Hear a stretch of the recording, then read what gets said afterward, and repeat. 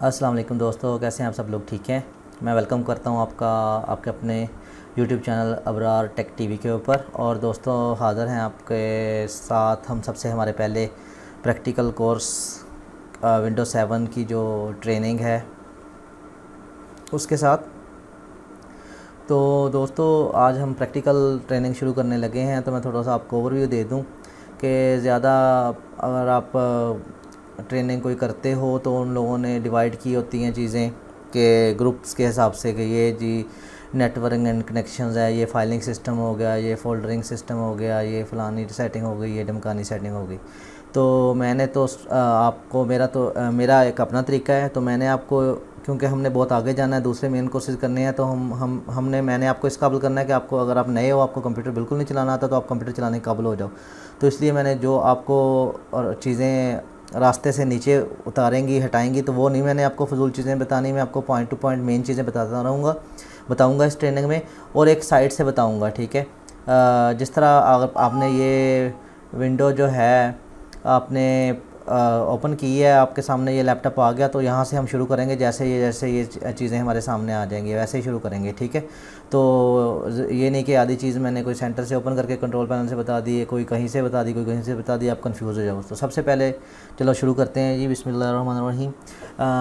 तो ये जैसे ही आप कंप्यूटर ओपन करते हो, आपके सामने ये आता है, जो स्क्रीन आती है, इसको बोलते हैं डेस्कटॉप, ठीक है। तो ये आप अपने दिल और दिमाग में नक्श कर लो, क्योंकि सारा आपका जो जितना भी उम्र अब बचेगी ना, जब अपने कंप्यूटर करते रहना, तो डेस्कटॉप से आपका पाला पड़ते रहना है। जैसे कंप्यूटर ऑन होगा, ये स्क्रीन आपके सामने आ जाया करेगी, और इसको बोलते हैं जी डेस्कटॉप, ठीक हो गया। और उसके बाद ये जो नीचे आपके एक आएगी, उसके पट्टी होती है स्टार्ट में, ये नीचे, तो ये होती है, इसको टास्क बार बोलते हैं, ठीक है। और ये स्टार्ट मेन्यू बटन होता है, इसके ऊपर आप क्लिक करते हो तो स्टार्ट मेन्यू आपके शो हो जाता है। तो ये जो होती हैं सिस्टम को कंट्रोल करने के लिए ऑप्शन दिए होते हैं, ये हम पढ़ेंगे साथ साथ। तो दोस्तों सबसे पहले तो डेस्कटॉप आ गया आपके पास, और डेस्कटॉप के ऊपर जैसे ही आप स्टार्ट के ऊपर क्लिक करते हो, तो आपने नोट किया होगा कि डेस्कटॉप के ऊपर नॉर्मली आपने कहीं कंप्यूटर ओपन किया होगा, तो उसमें माई कंप्यूटर का आइकॉन और दूसरे आइकॉन्स बने होते हैं, तो वो बाय डिफ़ॉल्ट नहीं होते। जब आप विंडो ओपन करते हो तो वो आपको मैनुअली से शो करवाने पड़ते हैं। वो कैसे शो करवाने पड़ते हैं? आपने स्टार्ट के ऊपर क्लिक किया, तो ये देखें कंप्यूटर लिखा हुआ है, इसके ऊपर राइट क्लिक करेंगे और शो ऑन डेस्कटॉप करेंगे, तो ये देखें जी कंप्यूटर का आइकॉन आ गया। उसके बाद डॉक्यूमेंट्स के ऊपर अगर आपने करना हो तो इसका शॉर्टकट भी बना सकते हैं और बाकी चीज़ों का भी बना सकते हैं आप, मगर क्योंकि माई कंप्यूटर का मेन होता है तो ये हमने बना लिया है। ये होता है कि कंप्यूटर के अंदर जाने के लिए आपका आइकॉन, ठीक है। उसके बाद अगर आपने नेक्स्ट क्या करना है, नेक्स्ट आपने ये करना होता है कि आपको कंप्यूटर में कोई चीज़ चेंज करनी, सेटिंग पड़ सकती है। या सबसे पहले आपको बनाना सिखाते हैं कि सेटिंग के बारे में बताता हूँ। जिस तरह आप मोबाइल रोज़ाना इस्तेमाल करते हो, तो मोबाइल के आपने कुछ भी चेंज करना होता है तो आप कहाँ जाते हो? मोबाइल में जाके उसकी सेटिंग्स में जाते हो, और आपको सारे मोबाइल की सेटिंग वहीं मिलती है। तो इसी तरह जो विंडो का दिल होता है, या जो दिमाग समझ लें, या जो भी होता है, वो होता है कंट्रोल पैनल। तो आपने, अगर आपको विंडो की कोई भी चीज़ आपने चेंज करनी है, तो आपने आंखें बंद करके स्टार्ट मेन्यू के ऊपर क्लिक करना है और कंट्रोल पैनल में चले जाना है। तो ये कंट्रोल पैनल जो होता है, इसमें आपकी विंडो को पूरा आप कंट्रोल कर सकते हो, जितने भी ऑप्शंस होते हैं। तो ये ऐसे कैटेगरी वाइज उन्होंने अरेंज किए होते हैं। अगर इस तरह आप कंफ्यूज होते हो, तो फिर आप यहाँ कैटेगरी में जाके लार्ज आइकॉन पे क्लिक करोगे, तो ये सारे जो ऑप्शंस हैं ये अलग-अलग हो जाएंगे, ठीक है। तो आप इजीली जो भी चीज़ें, जहाँ भी जाना होगा, आप उसमें इजीली जा सकोगे, ठीक हो गया। उसके बाद कंट्रोल पैनल का आपको पता चल गया जी। तो कंट्रोल पैनल से मैं कहता हूँ शुरू कर लेते हैं। तो स्टार्ट पे हमने क्लिक किया और कंट्रोल पैनल में चले गए हम लोग, ठीक है। तो सबसे पहले तो आ गया जी एक्शन सेंटर। एक्शन सेंटर होता है कि अगर आपके कंप्यूटर में कोई मसला हो, तो वो लोग माइक्रोसॉफ्ट वालों ने एक एक्शन सेंटर बता दिया है। वो आपको इधर जो स्टार्ट मेन्यू में आपको नीचे भी शो हो जाता है, तो उसमें आपको वो शो करवा देते हैं। कोई भी आपके सिस्टम में इशू हो, जिस तरह आप ये देखें मेरा फायरवॉल ऑन नहीं है तो ये बता रहा है कि ये एक्शन आप यहाँ एक्शन सेंटर में आके लेना है, इसको ऑन करें। तो कुछ विंडोज़ की अपडेट की सेटिंग इंपॉर्टेंट है तो वो सारी मुझे बता रहे हैं कंट्रोल एक्शन सेंटर में। तो आप ये चेक करते रहना आपने, और ये आप यहाँ से वो फिक्स कर सकते हो। यहाँ आप स्टार्ट मेन्यू पे क्लिक करते हो तो फिर भी एक्शन सेंटर आ रहा है, और कंट्रोल पैनल में जाएंगे तो सबसे पहले एक्शन सेंटर आ गया जी। उसके बाद आ गया जी एडमिनिस्ट्रेटिव टूल्स। एडमिनिस्ट्रेटिव टूल आ गए तो इसमें कुछ सिस्टम से रिलेटेड चीज़ें होती हैं, ये आप अभी के लिए छोड़ दो। ये जब आप एडवांस हो जाओगे तो फिर आप एडमिन लेवल या कोई भी विंडो में चेंजिंग करनी हो, तो अभी आप बिगिनर हो तो मैं उस हिसाब से आपको सिखा रहा हूँ, तो इसलिए ये आप छोड़ दो। ऑटो प्ले भी आपका यूज़ इसमें कोई नहीं है। फिर आ गया जी बैकअप एंड रिस्टोर। ये होता है कि अगर आपने अपने कंप्यूटर का बैकअप कहीं लेना है और उसको रिस्टोर करना है तो उसके लिए ये ऑप्शन यूज़ होता है। कलर मैनेजमेंट में आपने जाना है।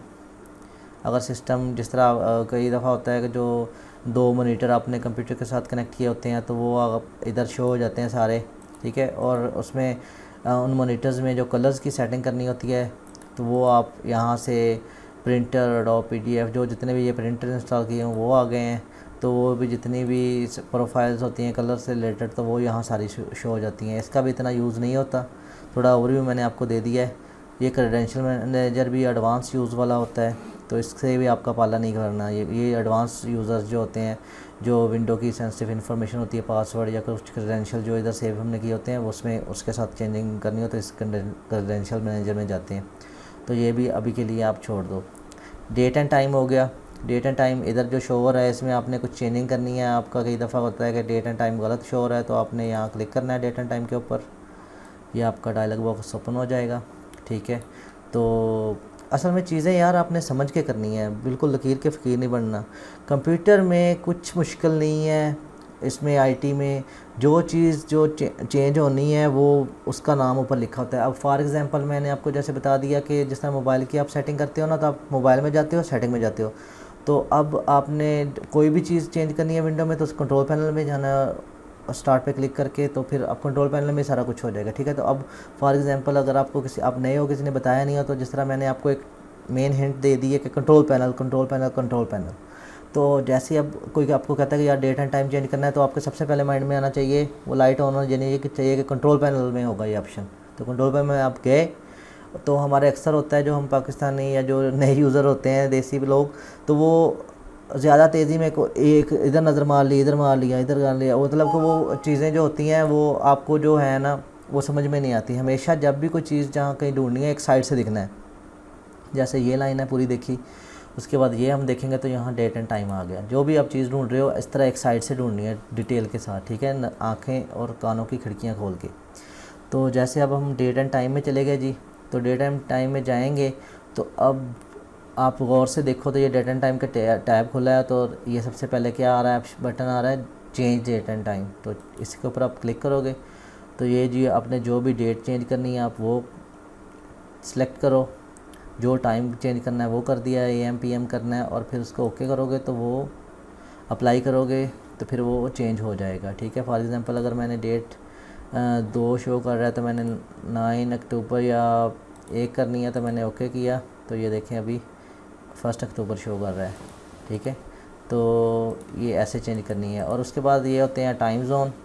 तो जो अब मैं क्योंकि पाकिस्तान में बैठा हूँ तो पाकिस्तान का जो भी टाइम जोन आप हमेशा कहीं भी ढूंढोगे, तो अब अगर मोबाइल में भी आप देखो, आपने नोट किया होगा इस्लामाबाद कराची आपने सेलेक्ट करना है। अगर आप इंडिया से हो तो आप ये वाला चेन्नई कोलकाता मुंबई वाला टाइम जोन यूज़ करोगे। तो बाकी नेशनलिटीज़ के हिसाब से उन्होंने चूज़ करना है, ठीक है।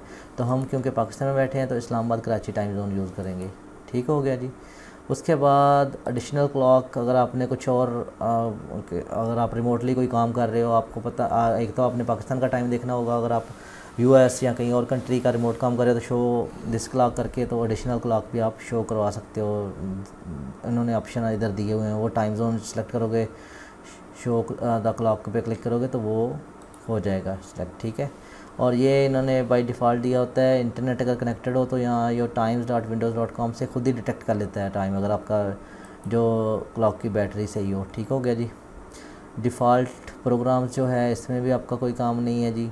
डेस्कटॉप गैजेट्स, ये अगर आप इसके ऊपर क्लिक करते हो तो ये उन्होंने कुछ गैजेट बनाए दिए हुए हैं कि जिस तरह कई नए यूज़र जो होते हैं उनको थोड़ा सा फैंसी चीज़ें देखने का शौक़ होता है। तो एक तो आप इधर होवर करोगे तो आपको डेट एंड टाइम नज़र आ गया। बाकी अगर कोई फैंसी बंदा कोई चीज़ें और पसंद करता है, जैसे कैलेंडर के चाहता है कि डेस्कटॉप पे मेरे सामने रहे, तो डेस्कटॉप के ऊपर उन्होंने कुछ गैजेट दे दिए हैं जिसमें आप CPU की परफॉर्मेंस चेक कर सकते हो, करेंसी कन्वर्टर कर सकते हो, न्यूज़ की हेडलाइन है, वेदर है, तो ये रेडीमेड दिए हुए हैं। तो जो भी आपने शो करवाना है गैजेट डेस्कटॉप के ऊपर, उसके ऊपर डबल क्लिक करोगे तो वो आपकी डेस्कटॉप के ऊपर शो हो जाएगा। ठीक है, जिस तरह ये क्लॉक है, ये देखें जी ये क्लॉक आ गया। तो इसकी जो डिज़ाइन है वो आप चेंज कर सकते हो, वो सेटिंग में जाके वो अलग से है। जिस तरह ये देखें क्लोज़, इसका ऑप्शन दे दिया उन्होंने, ओपेसिटी का दे दिया, ऑलवेज़ ऑन टॉप हो, मूव करना है इसको, जो भी कुछ करना है इसमें आप ऐड कर सकते हैं। ठीक है, और उसके बाद मैंने जिस तरह ये वेदर का करना है ऐड, तो मैंने ये राइट क्लिक करके क्लिक किया ऐड के ऊपर, तो ये हमारी डेस्कटॉप के ऊपर वेदर का ऑप्शन शो हो जाएगा। कैलेंडर को ऐड करना है तो कैलेंडर के ऊपर ऐड करेंगे तो कैलेंडर शो हो जाएगा। ठीक है, तो ये है जी, इसको अगर आपने क्लोज़ करना हो तो क्लोज़ के ऊपर आप क्लिक करोगे तो वो क्लोज़ हो जाएगा। ठीक है, ये शो नहीं हो रहे, कुछ व्यू इनका कुछ लोड हो रहा है लगता है इंटरनेट से। तो मेन काम था मैंने आपको ओवरव्यू देना, तो ये था जी इसका ओवरव्यू। ठीक हो गया। उसके बाद डिवाइस मैनेजर जो होता है ना, ये होता है कि आपके सिस्टम में जितने भी हार्डवेयर लगी हुई होती है उसकी आपने लिस्ट देखनी हो तो आपको जाना पड़ता है डिवाइस मैनेजर में। एक तो हो गया आप डिवाइस मैनेजर, आप कंट्रोल पैनल में जाओगे और डिवाइस मैनेजर के ऊपर क्लिक कर दिया तो ये ओपन हो जाएगा। और अगर आपने यहाँ से जाना हो तो माई कंप्यूटर के ऊपर क्लिक करते हो, प्रॉपर्टीज़ में जाते हो और डिवाइस मैनेजर का इधर भी ऑप्शन होता है, आप इधर से भी क्लिक कर सकते हो। ठीक है, तो यहाँ से भी वो ऑप्शन ओपन हो जाएगा, सेम ऑप्शन। तो हम वापस चलते हैं कंट्रोल पैनल में, डिवाइस मैनेजर के ऊपर गए जी। यहाँ आपने देखना है कि अगर आपकी हार्ड ड्राइव शो नहीं हो रही, कोई आपने एक्सटर्नल की है, तो डिस्क एंड ड्राइव में जाओगे तो वहाँ आपकी वो शो हो रही होगी। ठीक है, अगर आपने कोई CD DVD रूम कनेक्ट किया है USB से या कुछ भी, वो आप इधर ऑप्शन में जाओगे तो वो इधर शो हो जाएगा। कोई स्कैनर वगैरह लगाया है वो इधर आपके इमेजिंग डिवाइसेस में आपके शो हो जाएगा। ठीक है, माउस कनेक्ट किया है वो चेक करना होगा तो माउस में, मतलब ये सारी कैटेगराइज उन्होंने किया हुआ है, system monitors, network adopter, sound, सारा कुछ, तो वो इधर आप जाके चेक कर सकते हैं। और अगर कुछ इश्यू हो तो राइट क्लिक करके वो ऑप्शन आप ओपन करते हो डबल क्लिक करके, तो ये जी उसकी आपकी हार्डवेयर से रिलेटेड चीज़ें आ जाती हैं। उसका ड्राइवर है, अपडेट ड्राइवर करना हो तो अपडेट के ऊपर आप क्लिक कर देते हो, और अनइंस्टॉल के ऊपर करना हो तो अनइंस्टॉल के ऊपर आप क्लिक कर देते हो। ठीक है, तो फिर वो अनइंस्टॉल हो जाता है, तो फिर आप सिस्टम रीस्टार्ट करते हो, तो अगर तो विंडो में उसकी फाइल्स पड़ी होंगी तो वो खुद से उठा लेगा, नहीं तो आपको उसकी वेबसाइट पे जाकर या उसकी अगर CD रूम या USB में हो तो फिर वो वहाँ से इंस्टॉल कर सकते हैं। ठीक है, और रिफ़्रेश करने के लिए अगर आप इस कंप्यूटर में जाते हो तो ये रिफ़्रेश का आइकॉन होता है, स्कैन हार्डवेयर, तो अगर कुछ चेंजेस किए हों तो वो खुद डिटेक्ट कर लेता है। ठीक हो गया जी, ये आपको थोड़ा ओवरव्यू होगा डिवाइस मैनेजर का। उसके बाद आ गया जी डिवाइसेस एंड प्रिंटर्स। ये इधर भी उन्होंने ऑप्शन दिया हुआ है, इधर से भी आप ओपन कर सकते हैं। ओपन हो रहा है ये, और स्टार्ट पे आप क्लिक करोगे तो ये डिवाइस एंड प्रिंटर सामने भी दिया होता है। ठीक है, इसमें आपने सेलेक्ट करना है ये जितनी भी आपके अगर प्रिंटर वगैरह इंस्टॉल किया हुआ है या कुछ भी है तो वो आपके इधर शो होगा। तो अगर आप अनवांटेड, जिस तरह ये देखें मेरे हैं की हुई, तो अगर आपने उसको रिमूव करना है तो आप उसको रिमूव भी कर सकते हैं। ठीक है, तो और अगर आपने कुछ प्रिंटर या डिवाइस इंस्टॉल करनी है तो वो भी आपने इधर डिवाइस और प्रिंटर में जा करना है, क्योंकि अगर फॉर एग्जांपल आपके घर पे कंप्यूटर है, आप कुछ प्रिंटर ले आए हो तो वो आपको इंस्टॉल करना है, तो आपने इधर डिवाइसेस एंड प्रिंटर्स में जाके करना है। वो आप कई दफ़ा उसके साथ उसकी CD भी दी होती है, वो सॉफ्टवेयर आप इंस्टॉल करते हो तो वो इंस्टॉल हो जाता है उसका ड्राइवर। और अगर नहीं तो ऐड ए प्रिंटर पे आपने क्लिक करते हैं, आपके पास ऐड प्रिंटर का डायलॉग बॉक्स ओपन हो गया है। ऐड ए लोकल प्रिंटर, तो ये ऐड ए लोकल प्रिंटर हो गया जी, लोकल जो आपके सिस्टम के साथ कनेक्टेड होगा।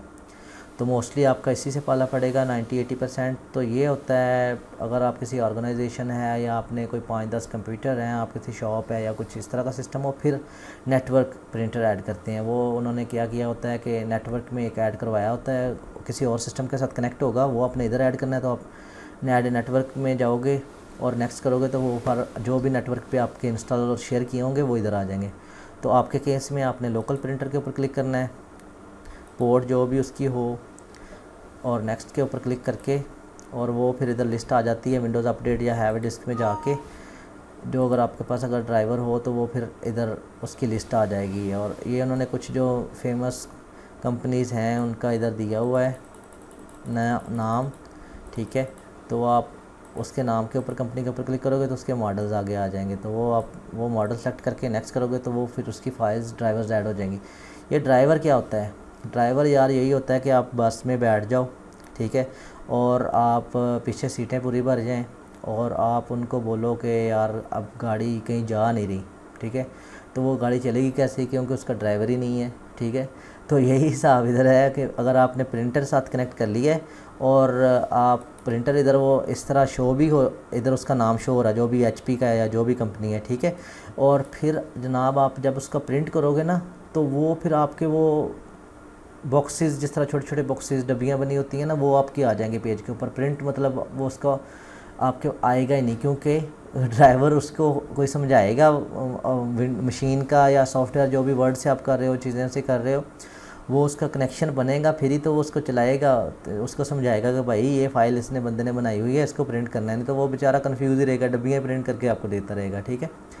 तो ये छोटा सा ओवरव्यू हो गया आपका प्रिंटर का। तो हमेशा आपने कोई प्रिंटर इधर उसका ड्राइवर इंस्टॉल कर लेना है, इंटरनेट से भी मिल जाते हैं। जब हम इंटरनेट के सेशन पे आएंगे तो फिर वो उधर जाके आपको समझा दूंगा। तो ये तो ओवरव्यू हो गया। और फिर और दूसरी बात ये, अब फॉर एग्ज़ाम्पल आपने प्रिंटर इंस्टॉल कर लिया है, वो इधर आ गया। अब फॉर एग्ज़ाम्पल हमारे केस में हम कहते हैं कि हमारा ये जो माइक्रोसॉफ्ट XPS वाला ये प्रिंटर है हमारा, मगर ये चेक बॉक्स जो लगा हुआ है ना, ये लगा हुआ है Adobe PDF के ऊपर, ठीक है।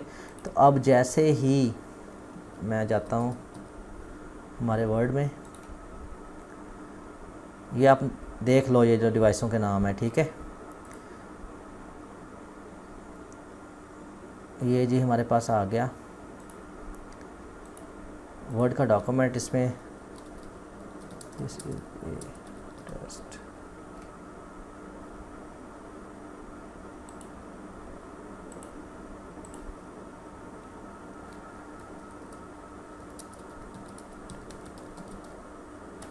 ठीक हो गया।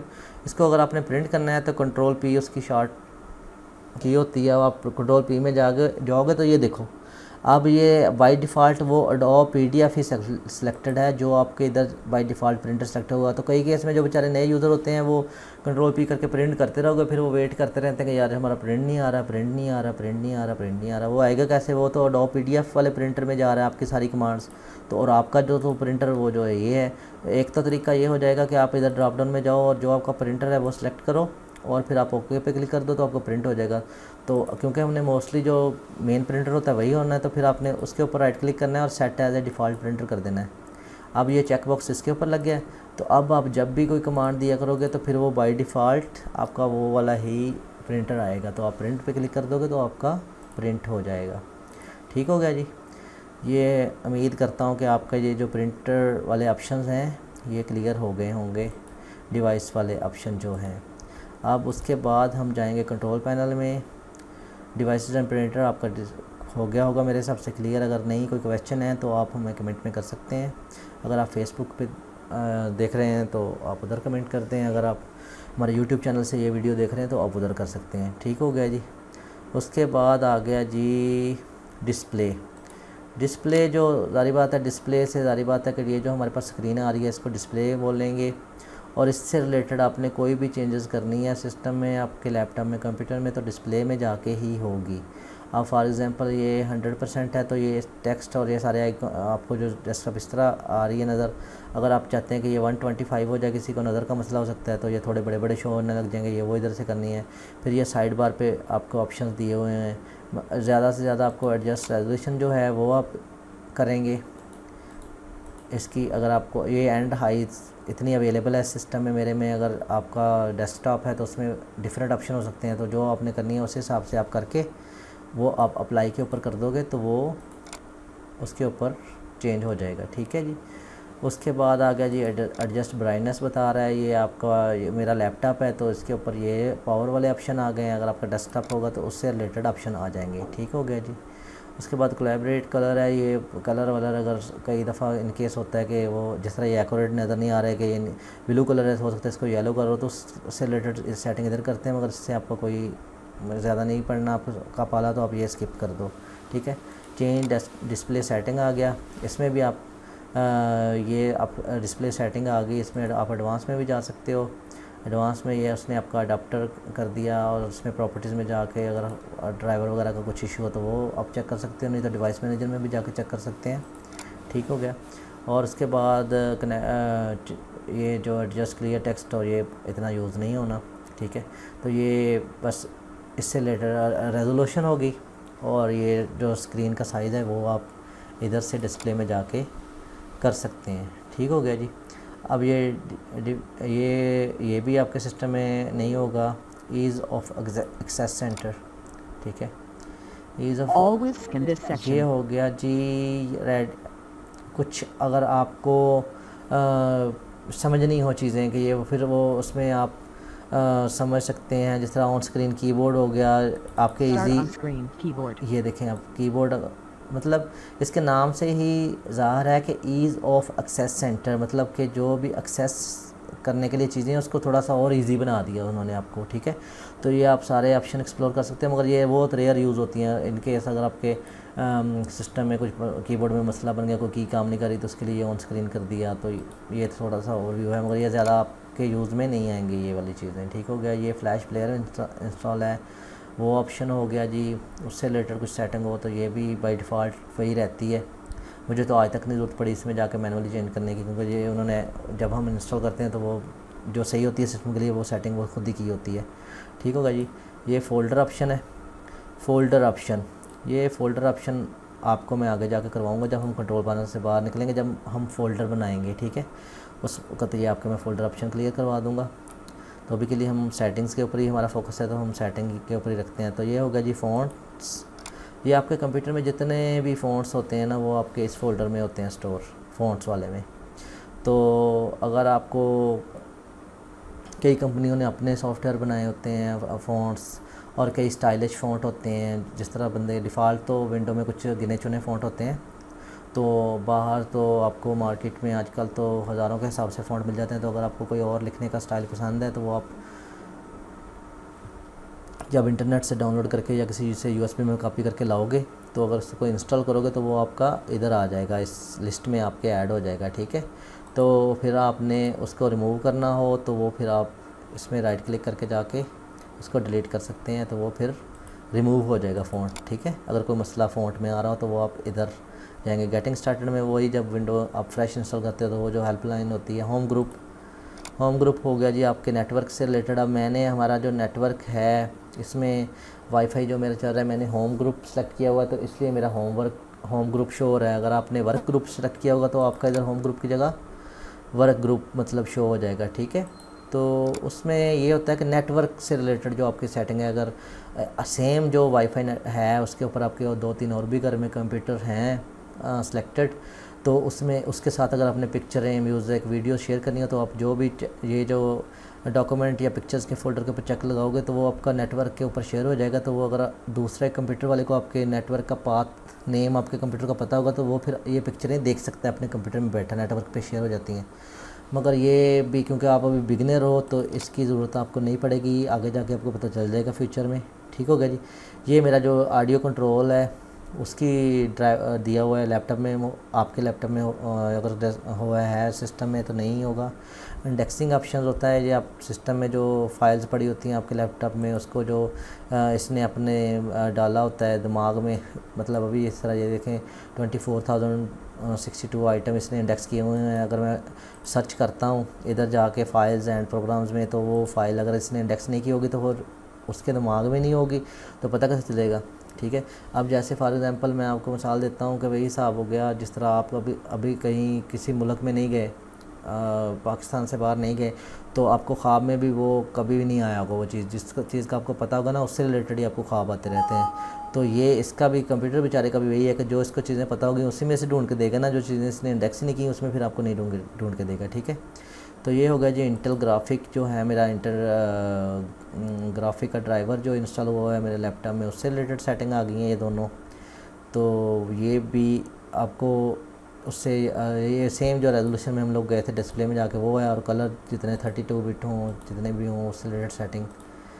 ये बस आप इस फ्यूचर में हो सकता है आपको ज़रूरत पड़े, मगर अभी बिगिनर हैं आप तो इसको आपको कोई ज़रूरत नहीं है इसकी अभी पढ़नी, ये दोनों ऑप्शंस की। इंटरनेट ऑप्शंस हो गया जी, इंटरनेट ऑप्शन हो गया जो आपके ब्राउज़र की बाय डिफ़ॉल्ट सेटिंग होती हैं, उससे रिलेटेड आपकी सिक्योरिटी, प्राइवेसी, अगर आप इंटरनेट एक्सेस करते हो तो आप बार बार आपको एक वेबसाइट विज़िट करते हो तो वो फिर आप इधर डिफ़ॉल्ट कर सकते हो ऐड, तो फिर वो जैसे आप ब्राउज़र ओपन करोगे वो आपकी ओपन हो जाया करेगी। अगर आपने उससे अपीयरेंस, उसके लैंग्वेज, उसकी सिक्योरिटी से रिलेटेड कोई जो भी चीज़ें आपने चेंज करनी है वो इंटरनेट की आपके मतलब कि आपके लैपटॉप में जो विंडो ये वाली इंस्टॉल है ऑपरेटिंग सिस्टम, उसमें जो इंटरनेट से रिलेटेड सेटिंग है वो आप इधर जाके इंटरनेट में कर सकते हो, जाके उसकी सिक्योरिटी बढ़ानी हो, कम करनी हो, कोई सेटिंग चेंज करनी हो तो वो इधर आप जाके कर सकते हो इंटरनेट ऑप्शंस में, ठीक है।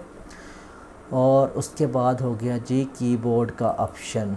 कीबोर्ड जो है इसमें जब आप टाइप करते हो तो कीबोर्ड आ गया आपका, ये इसमें रिपीट जो है उसका आपका कर्सर, उसकी सेटिंग जो आपकी चेंज करनी हो, ब्लिंक रेट ज़्यादा फास्ट करना हो, स्लो करना हो, रिपीट रेट, उसमें रिपीट डिले जो भी हो वो आपकी जो कीबोर्ड हो, अगर दो हों आपके, जिस तरह एक तो लैपटॉप का होता है, एक एक्सटर्नल लैपटॉप का आपने किया हो तो वो इधर शो हो जाएगा, और उसकी कोई भी सेटिंग आपने चेंज करनी हो तो आप कंट्रोल पैनल और कीबोर्ड में जाके करोगे, ठीक हो गया जी।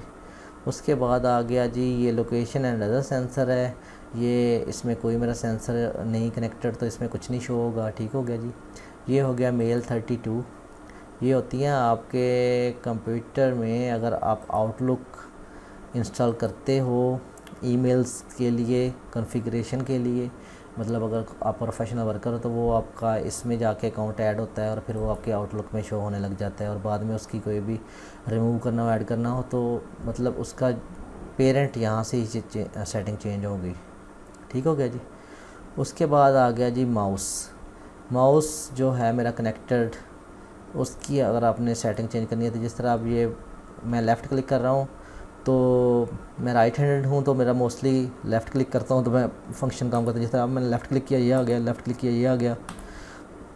तो कई दोस्त होते हैं वो लेफ़्ट हैंडेड होते हैं तो उनको अगर राइट वाला बटन उन्होंने बाय डिफ़ॉल्ट करना है माउस का तो ये स्विच कर देंगे, अप्लाई करेंगे तो फिर वो जो काम अभी लेफ़्ट बटन से माउस के कर रहा है वो राइट साइड से करने लग जाएगा, ठीक है। डबल क्लिक के ये बंदे वो जो बिगिनर होते हैं उनके बेचारे क्लिक करते हैं और वो ओपन नहीं होता फ़ोल्डर, तो ये स्पीड अगर आप स्लो कर दोगे थोड़ा गैप दे के भी दोबारा क्लिक करोगे तो वो फ़ोल्डर ओपन हो जाएगा, ठीक है।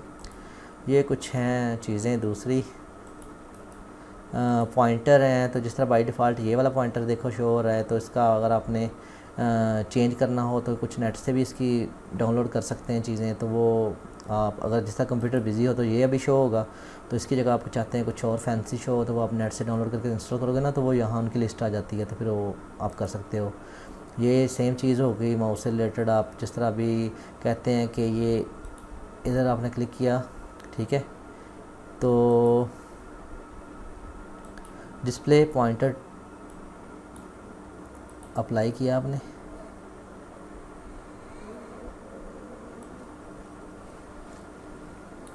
तो ये उससे रिलेटेड हैं चीज़ें, आप चेंज कर सकते हो जो भी आपने करनी हो, ठीक है। तो यहाँ तक जी आपका हो गया माउस तक। तो इससे फिर मैं अगली वीडियो में कर दूँगा क्योंकि ज़्यादा लंबी हो जाएगी और वीडियो, तो आप ये प्रैक्टिस आप एक दफ़ा ज़हन में बिठा लो माउस तक, ठीक है। उससे आप अगले वीडियो में मिलते हैं और फिर आपको मैं वो शो करवाऊँगा अगली वीडियो में, ठीक हो गया जी। क्योंकि ये वीडियो काफ़ी लंबी होती जा रही है, 30 मिनट्स होने वाले हैं, तो बाकी आपको मैं, क्योंकि आप भी अभी पहली वीडियो है तो आप ज़्यादा फिर आपका ज़हन थक ना जाए, ठीक है। तो आप ये वाले थोड़ा सा ओवरव्यू कर लेना और बाकी मिलते हैं अगली वीडियो में इंशाल्लाह।